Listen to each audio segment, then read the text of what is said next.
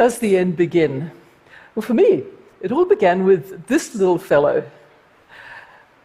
This adorable organism, well, I think it's adorable, is called Tetrahymena, and it's a single-celled creature. It's also been known as pond scum. So that's right, my career started with pond scum. Now, it was no surprise I became a scientist. Growing up far away from here, as a little girl, I was deadly curious about everything alive.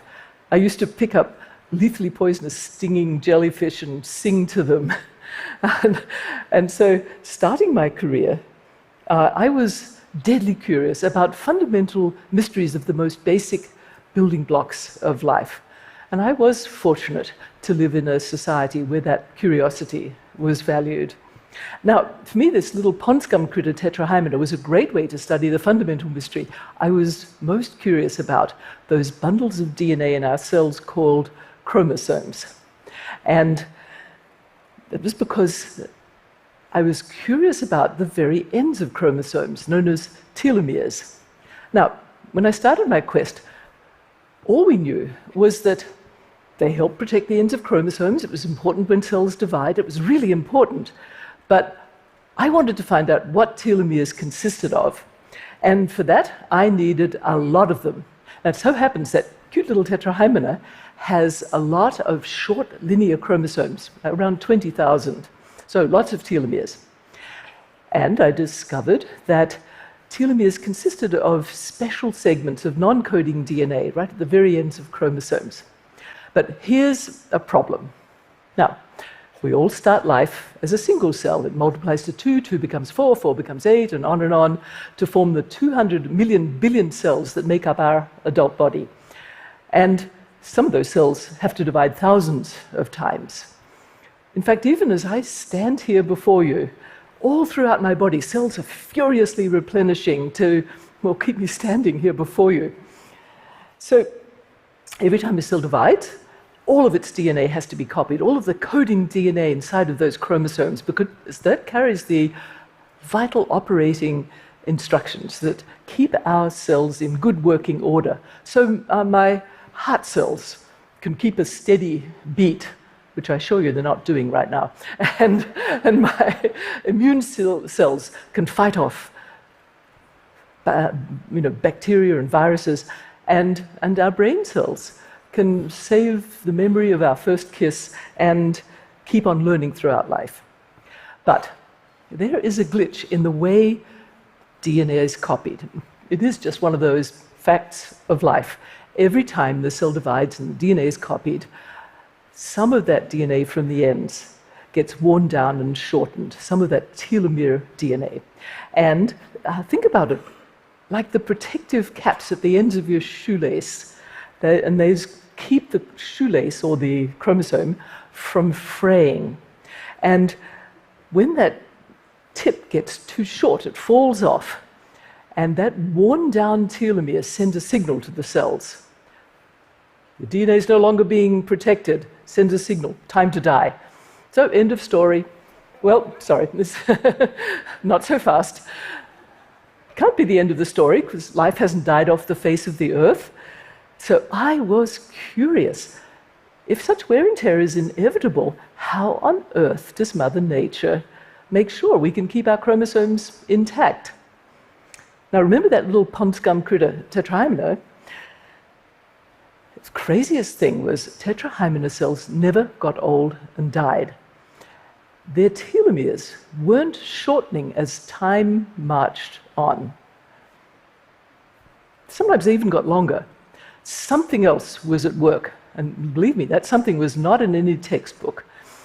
So, working in my lab with my extraordinary student, Carol Greider, and Carol and I shared the Nobel Prize for this work, we began running experiments, and we discovered that cells do have something else. It was a previously undreamed of enzyme that could replenish, make longer telomeres. And we named it telomerase. And when we removed our pond scum's telomerase, their telomeres ran down and they died.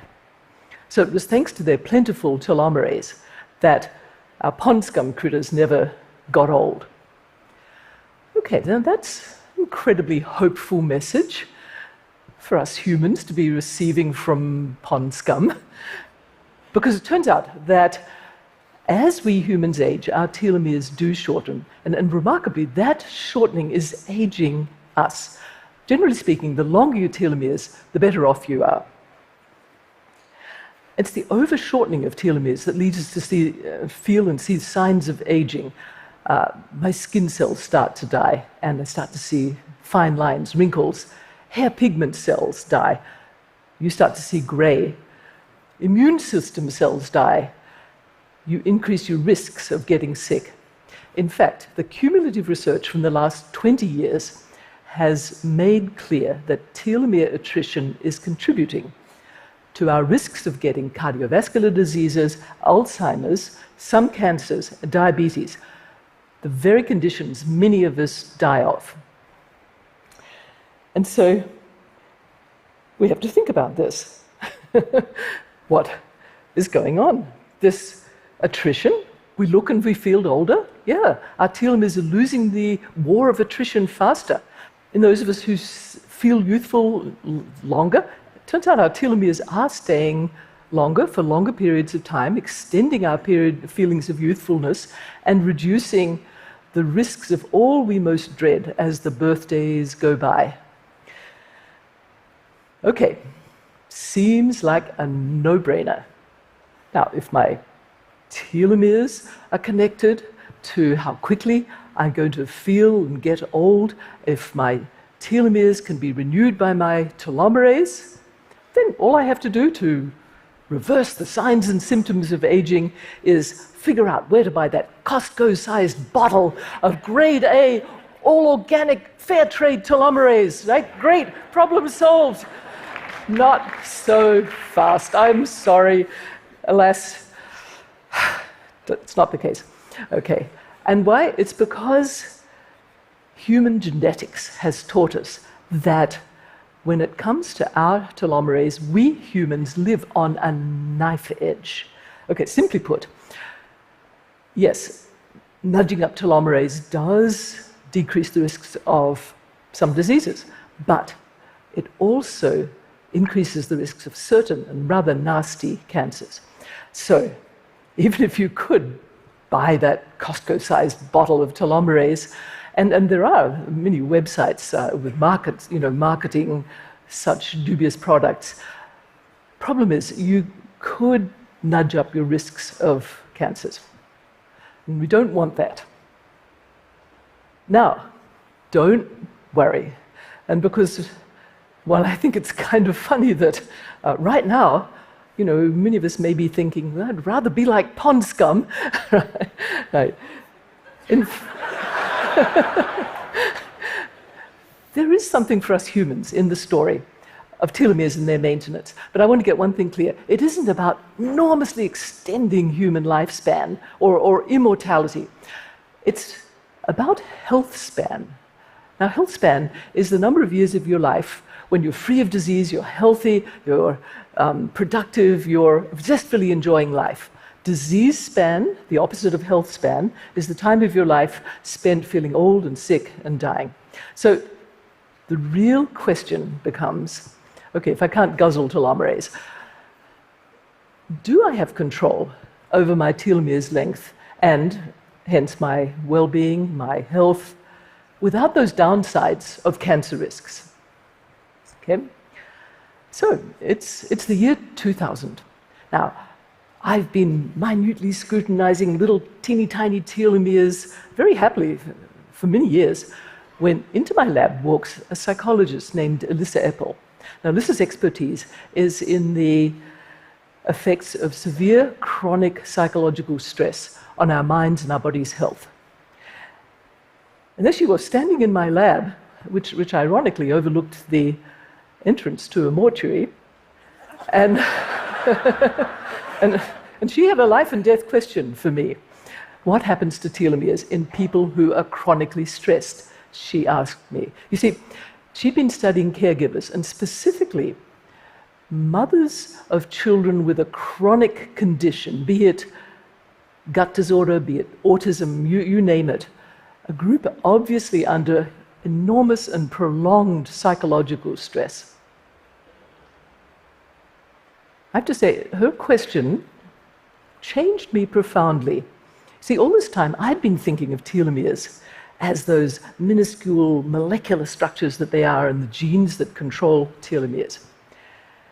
And when Alyssa asked me about studying caregivers, I suddenly saw telomeres in a whole new light. I saw beyond the genes and the chromosomes into the lives of the real people we were studying.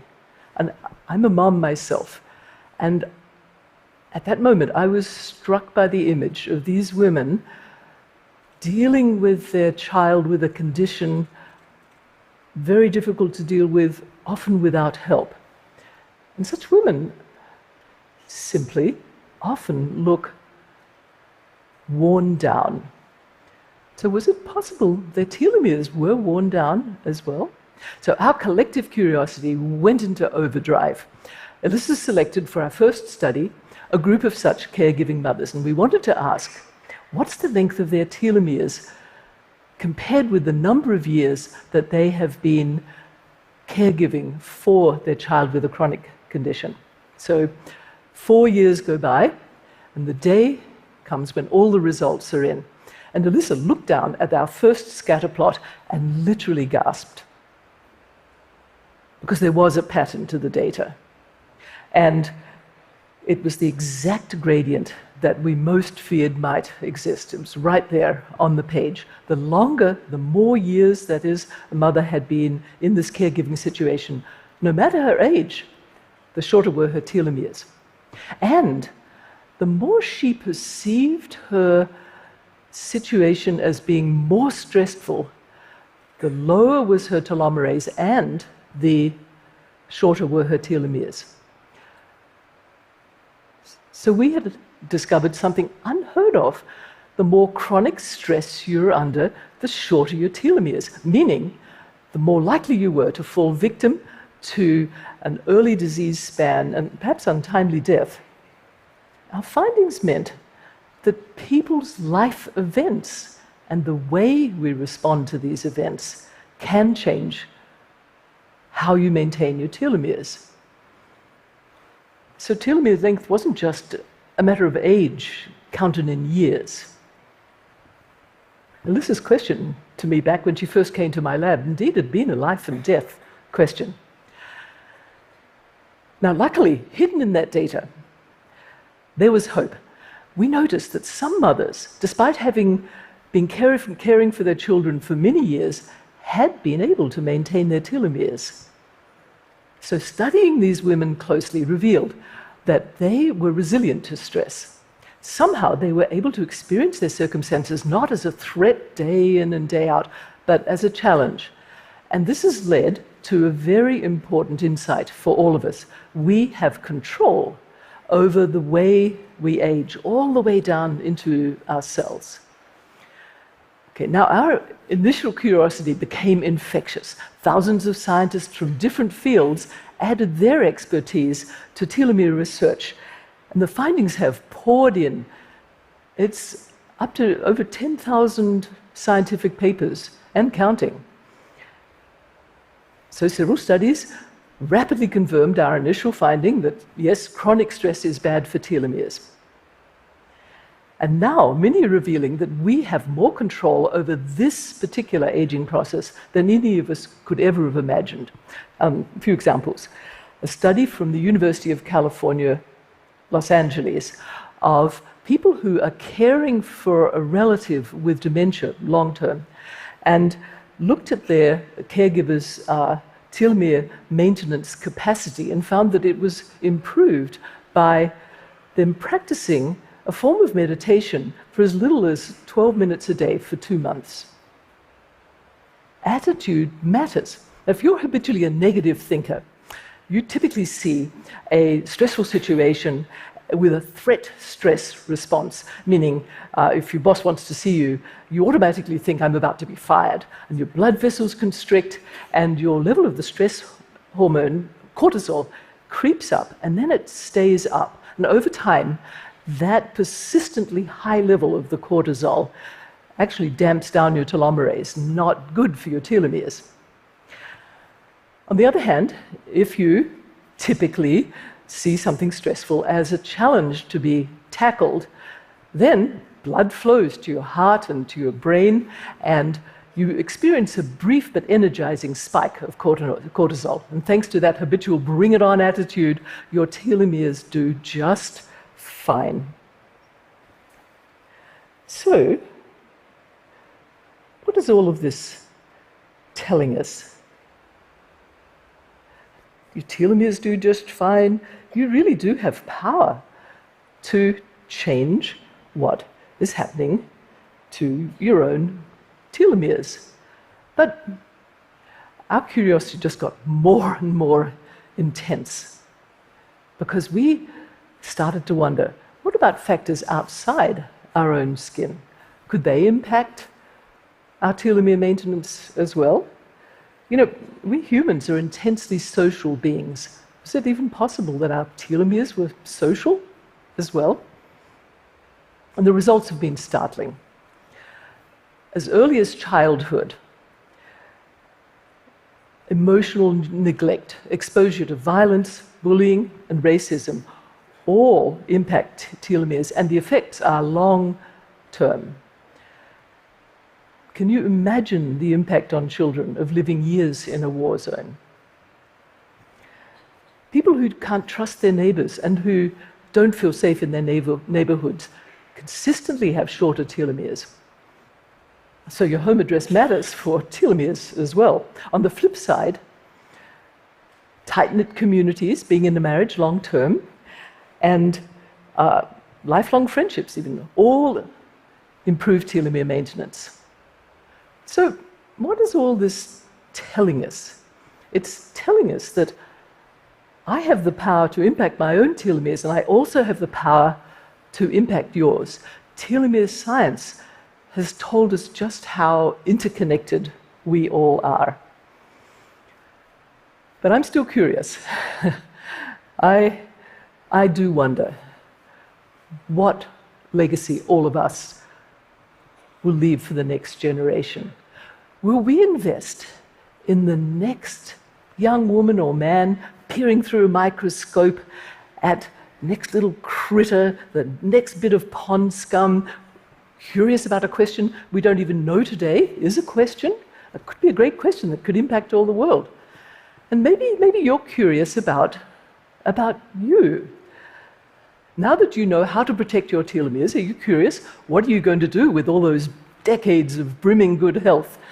And now that you know you can impact the telomeres of others, are you curious, how will you make a difference?